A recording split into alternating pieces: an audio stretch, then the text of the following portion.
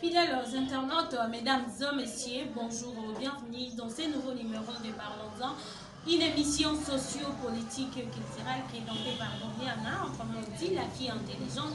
Merci parce que vous avez révélé ce que Dieu pour suivre cette émission. Merci à Bilif qui l'a adoré à la caméra et merci à Merki Louleke, ma coiffeuse privée. Merci à vous, fidèles internautes, amoureux de cette émission. Nous devons toujours vous informer, c'est notre devoir.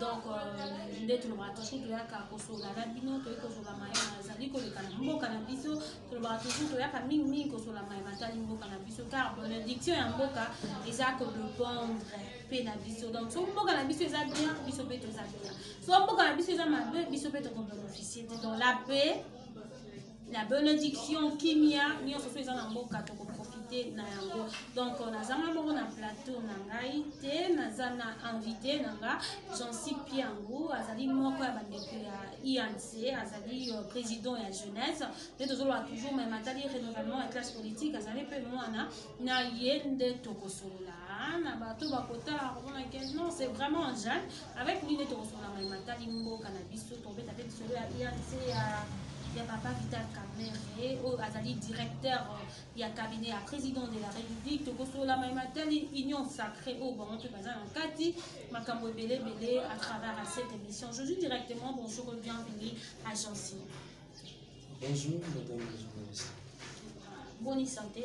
Oui, en tout cas l'angoli nzambe nyonso eza malamu. Moi liloba na baimboka o bakozwa opportunité ya kolanda yo à travers émission na biso et à travers chaîne na biso eza makambo. Oui, en tout cas merci beaucoup d'abord na ndenge ondimi koleka na ngai mpona kosenga bandeko ezali ke nasenga bandeko nyonso ya mboka etandi nyonso oyo bazala na province bazali libanda ya mboka en tout cas balanda maye oyo toyali kolobela ya mokolo ya lelo pamba te ezali message moko très capital mpona bolamu na biso mpe ya mboka. Merci beaucoup. Balobi ezali message ezali très capital pour na bolamu na biso. Mais on va toujours ceux qui mboka na biso ezana kimia, ceux qui mboka na biso ezali bien ngana obe to kozala bien to ko wela pe ko mikili ya poto te parce que na Kinshasa nyonso eza malamu na RD Congo. Félicitations na Léopard, hein?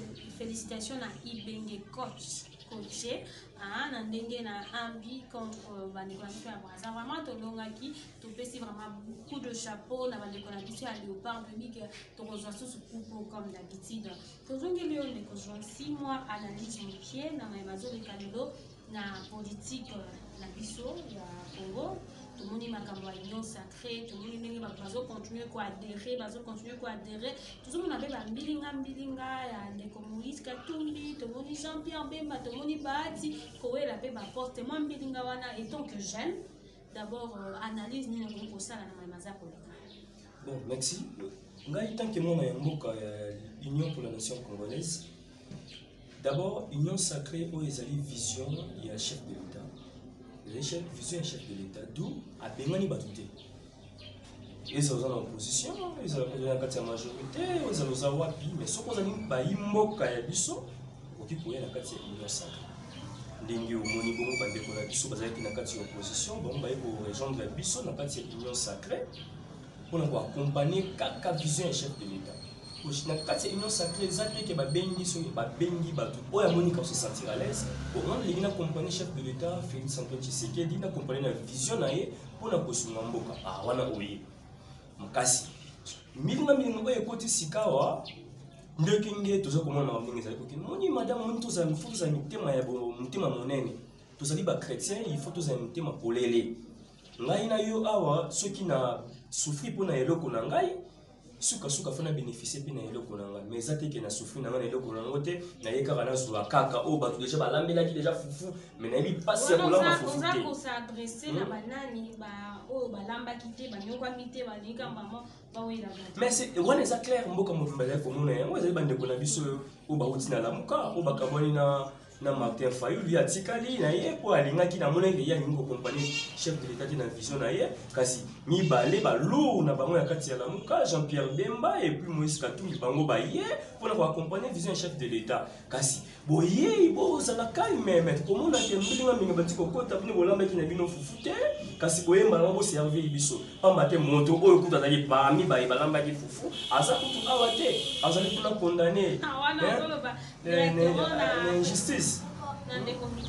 Oui, aza condamné injustement parce que ye nde alambaki mpe azali parmi balambaki fufu kasi bino omona biloko basi te lobi nango jeune leader na biso Innocent Balume yo mpe bapesa yo kaka onyokwami na yo oyebi na yo kutu eloko te na pete kaka boye bapesa yo mpe nzembo wana azali koyemba wana na maîtrisaka yango te makasi te mais eza message moko très capital osali na eloko te kaka bopete boye bapesa yo eza loko bandeko na biso Jean Pierre Bemba na Moïse bonyokami te boyeka mpe bonyuka oblige bato wana kozwa primature ensemble na nini osali Herba Vital Kamerhe, président Vital Kamerhe na président Chilombo, bazali kuna na Bunia kuna na Beni kuna, bazali ko kita ba ko kata boa tout pour na ko sala campagne. Bino bozaki wapi? Kasi bino bozaki biblobelo bila kuna na kati ya Genève. Et comme tu vois là, comme Union Sacrée, tombe ta disolo, pande comme tu ba ko loba que Union Sacrée eza continuité ya FCC. Et ça continuité parce que bateau balongwe kaka na FCC bangwana mpe bakoya na Union Sacrée bateau basali makambo ebele ya mabe misusu ku bandeko ya bayi politique bakangi baona mikili ya poto mpona babomaka batu batangisaki makila ya bayi mboka mais kaka yango wana nde ezocontinue mpona bato bakolobaka ke l'Union Sacrée ezali continuité ya FCC donc mwana mboka moko mpe ya bandeko ya TNC point de vue na ezali bon. Ndenge bandeko baza kolobaka Union Sacrée ezali continuité ya libala ya FCC. En tout cas, moi tant qu'analyste politique, ce que je peux dire na bandeko bakolanda biso na bakiki émission oyo eza ma etronde ezala vraiment capital na koloba bandeko wana boyi Union Sacrée ezali continuité ya FCCT.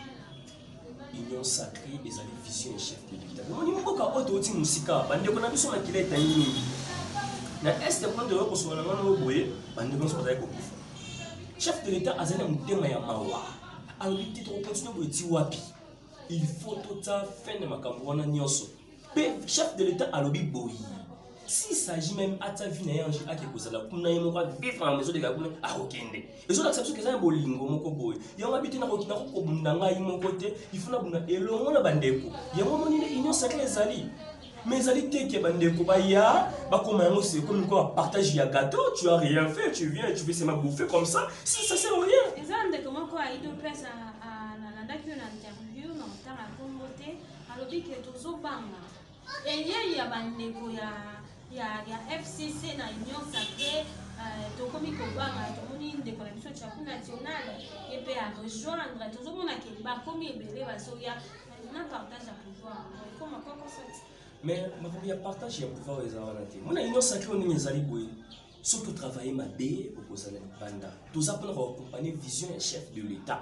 Na kati Union Sacrée makambo ezali ebele. Excusez. Ils ont des charges moroté au Yasika et Salami. Nyonso o ezali chef d'État c'est bien établi. Biso to bakba baza koya bazo ya kaka ba ko accompagner. Même il y a partage ya gâteau ezala kokosa ou pas. Non, donc les autres, baya te pour un gâteau, baya d'abord pour la solution, baya imboka. Bande on se passe beaucoup pour un este, baya te pour un gâteau au lieu de se payer. Bande on se passe beaucoup pour un zaba, j'ai et belle basani misala. Baya pour un macanisi, tout raisonner, mais n'importe quoi engager 5000 jeunes dans la ville de Kinshasa, n'importe quoi engager 4000 jeunes dans Oya Bakongo, n'importe quoi engager 5000 patouboy au basani na kati ya este. C'est comme ça vision exactement sur na baimboka. Tout ce que je partage ya gâteau ça sert à rien. Bande ko so ko kufa mokolo na mokolo. Parce que le na motema. To question bo eti wapi. Bande ko so ko kufa. Union Sacrée ça ya partage ya gâteau té. Union Sacrée ça li pona bolamu ya baimboka. Biso moko ne toi il faut ça va vrai bénéficiaire Union Sacrée. To betana ni solo ya wale kuna biso o roti ko bénéficier na grâce présidentielle. Yebi badi kapel so to ko cité kaka ye to ki pen de ko Vital Kamerhe bamunu we limaki to tala ki na ba actualité point cd que a kozwa pengolu ya ko na kokende na Afrique du Sud pona ko soigner ba mingi ba sepela ki nango pona de ko Vital Kamerhe mais ba tout mon fils ba ko ba de ko Vital Kamerhe déjà bima na prison pona nyo feta ba manigance et donc yo de quoi INC peut-être aux souffre quoi malamu aux président en jeunesse ya INC ya MATD il y a DJ. Donc, tu veux qu'on soit fait information à bien.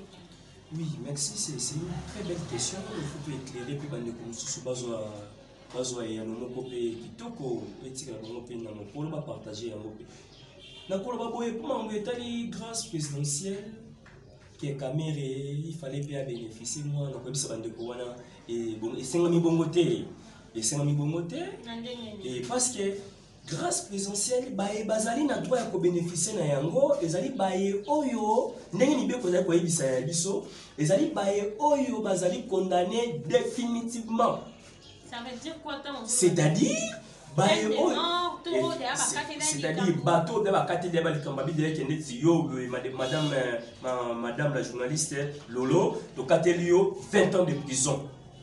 Au côté si reporté bakatelio directement 20 ans et puis aux conscience que mais de confident quand même président pour toi qui tombe ça mi sakai bakatela qui mais azasiko na cour d'appel o ya côté ce qui requête na cour d'appel habité ngai bakoko condamné ngai boete ngai nazali juste justice et ça ni musala na ndenge esengeli azali aki satisfait ya ngo muntu kina ce dossier na kati ya appel caméra azali condamné définitivement ndenge omoni aza parmi ba ko bénéficier donc bref on a bénéficié de la grâce présidentielle et ils condamné définitivement. Caméra a condamné définitivement. Caméra jusqu'à la présomption d'innocence. Parce que l'affaire n'a une clause. C'est-à-dire tout ça, déjà, ils ont pour dire que les confidents caméra ont beaucoup de mais, si si koyo na mokolo oya lelo les 19 là. Les 19. Si na mokolo ya lelo, moi na mboka le docteur, le pacificateur, le député le mieux zélé, Vital Kamerhe, azali moko pembe. Mais yo ebiti que gouvernement na biso ya Ilukamba et uti ko loba ke non, ba confirmer existence ya maison préfabriquée. Babi ke oyo maye ko ba baki mwana mboka Vital Kamerhe ayibaki. Babi ke non, maye bloka mo susu ezali. Parce que yo savez que moi na mboka Vital Kamerhe azali moyi. Gouvernement yo ya lobi ke bloka wana ezali. Or, bah, condamné pour Ahibaki. Donc, il explique que mon amour Kafté Kamere, Azali innocent, il doit être libéré, il doit être acquitté par la justice. Dans le conseil de la justice, il faut libérer mon amboka, il faut acquitter. Et Azali sonné. Alors, il y a un confident Kamere, Azamana, en prison, déjà libéré. Là, c'est où est-ce le Kouta? Donc, l'autre qui n'a pas bien. Mais il y a sûr que mon amour Kafté Kamere, Azana en prison. Na kati ala pamba e fois azana kati ya prison mais na stali auto solo ngana yo mwana mboka Vital Kamerhe azana centre nganda na kati ya hôpital santé za ko déranger ye santé na za kimia te bana mboka président de la République chef de l'État Tshisekedi kanisa moto bozalaki na ye longo mwana mboka Vital Kamerhe ko nyoko mazana kati ya hôpital ale kutu ko singa même ba ko évacuer bato bazo linga ko pesa été to lingi ya kufa poto sepela Abaki finance na boko ya Nzambe. Il y a une justice divine. Et voilà maintenant, la manifestation de justice divine est bannie déjà. Le gouvernement reconnaître l'existence de la maison préfabriquée. Toyoki kuna, human kuna, yepe kuna lobike, azali d'accord tena procès à Vital Kamerhe de la qui déjà que il a été condamné déjà injustement. Alia kimbongote human, alia kimbongote. Écoute, alia mwana ndenge nini? Ekobana ndenge nini? Mwana mboka ayibaki te. Politique est comme compliqué de comprendre. Et ça compliqué te, ça n'est pas compliqué on a peine ben comme c'est compliqué. Ya ngoni ba ngi sa classe politique ndenge lobaki ne bandeli awa to ko sope ma ya classe politique. Basa balingi bisote, balingi biso ba janité to bonga, balingi balingi ka ez basa kaka. Et ça haine. Merci beaucoup fidèles internautes amoureux de cette émission qu'on va toujours vous informer. C'est notre devoir de Kosolaka Matali Mboka Nabiso, Dali Namona Mboka Jean, Signe Lobby Atali Jeanne, Atali Jeanne Maïkolo Matali Mboka Nabiso, Mboka Banekwa INC, les Tozo Solana, Tozo qui Nabiso Malembe Malembe, Nasuka émission Nabiso. Tozo mona awa bandeko bakolobaka union sacrée kaka batata na ba politicien kaka bango nde bazozonga emo liloba ipa mokonzi ya mboka liloba mpona bandeko na mpe ba politicien tobeta no masolo ebandaka mwaka na renouvellement ya classe politique tozomona mpe bandeko bajane neti vous êtes vraiment trop jeune bokoti na politique Est-ce que le gouvernement de Mosika, tout mon conjoint, ça dit vraiment l'idée à malade pour Namboka. Après, il faut penser que dans le mental, renouvellement, il y a une classe politique. Merci, c'est encore une très belle question. Les apôtres, il y a un mot pour ça, et puis chef de l'État, il faut aussi planer. En tout cas, on a la classe politique. D'abord, ils ont parmi les éléments et aussi avec un mot qu'on a mis sur évolué. Il y a bien sûr, c'est papa wana ya kala depuis mon boutou. Tino le loyo, batata wana, basakaka. Et puis batata wana, basa mitema ya mabe, basa kikote ba pour montoter. Yo comme na 80 ans comme na 79 ans, mais tika pe ba basa ba 20 ans, ba jeune pe ba ya ba bénéficier pe na yango. Moi je ne pense pas qu'il y a ba basa toujours na maïro, ba makanisi ko sunga mboka. Ceux qui ba ya makanisi ko sunga mboka depuis mon boutou. Kabila le père yaé. Joseph Kabila yaé. Moi je pense que c'est maintenant notre tour. Chef de l'État, Nasengi vraiment chef de l'État, Fachi, Osunga, Biso Nakati, Yamboka Oyo, tout ça, souci pour Mboka Oyo, tout ça la classe politique ya Sika. Biso Bachen, tout ça, il n'a pas ça Yamboka. Tout l'ingité, Mboka Kozoti Boye. Ozomo na moto, Azali na 40 ans, mais Azaka na epa ya papa na maman. Et pour Nani, papa wana bali kosunga bangote. Papa va aller de côté. Si comme nous allons aujourd'hui, je suis encore dans un AJAC, mais les autres qui ne tuent pas. Les autres qui ne chef de l'État, la lingi était, ça la classe politique qui est sika. Tout ça, il y a un mécanicien belé à mitou. Maman na biso bakolia malamu, papa na biso bakolia malamu, bale na biso bakolia malamu. Tout ça pour cette tonga, mécanicien zali ebelé, kasi monta kotsa biso pour azalité.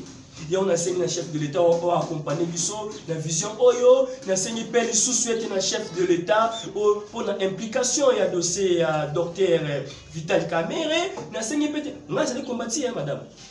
On a combattu parce que nous avons belé. Sur le plan politique, les réseaux sociaux, détruire pour la ligne la vérité, la vérité. Mais la ligne des chefs de l'État, de connaître les leaders politiques, la vérité, on connaît la vérité. Place pour ma belle, na la koloba, na kosunga bandeko, place pour pe bosoleza, na ko ba bosolo. Le chef de l'État ko sala mambo ya malamu union sacrée ya moye. Tout ça ko comprendre la vision. Quand tu comprends la vision ya musika, to lingi pe to zala pe proche, pour to comprendre la vision na le ngi sengeli, to sunga pe bandeko na biso ya mboka. Merci beaucoup Ndeko Jonsi, balobi jeunesse les années à venir, il y a lobby le président de la République, dans la jeunesse, dans le renouvellement et la classe politique, Kanisa Bajan, ceux qui vont bien préparer lobby à venir et à pouvoir aux amis. Donc, là, Bakuluna, Bakomi et Belé, Jeannette est dans le truc, mais Bana Oyo, Tobandeko Oyo, Boania Isali, Bazako, Pipesa na politique, Bazako Pipesa na Matali Mboka na Biso, Bazali Pebako, Koki Kozwa, pour préparer pour l'avenir et à Mboka na Biso. Tout comme il a Biso na Souka, fidèles internautes amoureux des émissions. Merci à Papa André Nambou, le patron de la chaîne. Merci à Billy Dorian, la caméra. Merci à son assistant Jojo. Un gros bisou à Jojo, assistant. Il est là toujours au fourré au moulin. Un mot de la fin par rapport à l'émission. Na bandeko va rejoindre sous le bakwa kolanda. Oui, na kosenga bandeko bana mboka nyonso ba kolanda biso za pays banda en tout cas bolanda émission oyo ezali esali ngai pasi pasi na émission on a qui pasi pour na associé ya mboka makasi kasi nasengi ete na bandeko na nyonso ya parti secrétaire général na biso Aimé Boji nasengi ete lisusu merci na pesi mbote pa ya VPM vice-ministre du budget Mayo Mambeke Bomoi pour azali bon autorité morale ya fondation Mambeke Bomoi pour ezali ko coordonner bon pas bienvenue Kindutu et mes salutations na pesi ete Masaro Changalume Kingi Mbote lisusu na yo place ozali kuna nzambe batela yo confesse toujours na justice divine na PCPT lisusu mbote bandeko na ngana so ya parti politique famille na politique union pour la nation congolaise en tout cas mbote na biso nyonso mes salutations je vous aime beaucoup l'union fait la force et UNC enfin tout le bakana slogan biso toujours ensemble. Merci. Merci beaucoup fidèles internautes. En fait, cette émission, nous sommes arrivés à la fin de cette émission. Merci à Billy Kilaba Doria la Camora, bonne guérison à Junior qui là-bas. Hein. Voilà, j'ai à Cathy, mon frère à Cathy. Bonne guérison, Bissiko Ozali. Merci Namina Tangan de Mouchoumba, grande sœur propre, Baba de Mouchoumba. Hein. Merci à tonton Claude qui est depuis France. Merci à maman Karine Lelé qui est depuis France. Un gros bisou à maman Karine. Merci à Merkil Lelé qui va le coiffure à Boétar à Merkil. Merci beaucoup à Merkil. Pendant ma client va y belé. Vous avez maman à Pambolayo. Merkil, nous sommes arrivés à la fin de cette émission. Jojo, des gros bisous à toi. Quant à moi, je vous dis déjà au revoir et à la prochaine. Bye.